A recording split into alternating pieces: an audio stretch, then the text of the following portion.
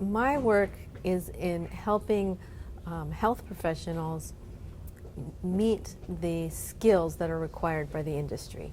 So in our university, we have developed learning outcomes both at the institutional level, the degree program level, and at the course level. And I help compare those with the industry standards.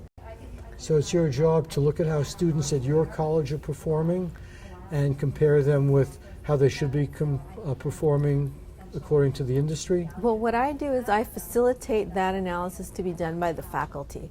So I help them with the methodology and the tools to gather the evidence and link them to the learning outcomes, and then they themselves assess whether the competency is up to snuff or not. When you talk about competency, are you talking about grades or something else? Competency, so we're actually talking about demonstrable skills, knowledge, or attitudes. And so in the past, all assessment had been based on grades and test scores. And now under the new regulations, most accrediting agencies require that students actually demonstrate competencies. So the idea is this is a continuous improvement cycle, and that this is to facilitate improvement, not just assessment. So the point of the assessment is to know where you are so that you can improve.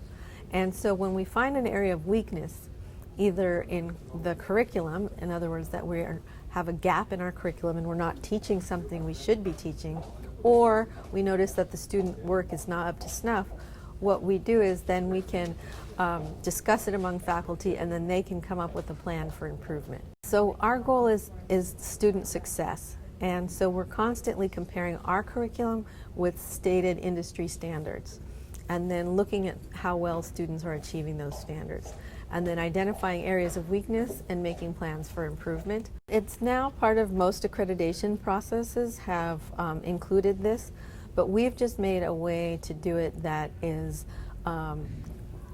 creates a culture of assessment, makes it easy for faculty to do the assessment, makes it meaningful for them to do the assessment, and also reduces the amount of time it takes to collect the data. I think you said that many of your students are looking at medical careers. They're in the health sciences, so the majority of our students are in the field of nursing. So to test competence, do you have to see how they perform with actual patients? You know, they test them, they do clinical rotations where they are meeting with actual patients, but to test competence, usually they will do that with what they call a standardized patient or an actor, and then they can videotape that and get actual feedback. I think that one of the learning outcomes that we have at the institutional level as well as at the program level is compassion and ethical behavior.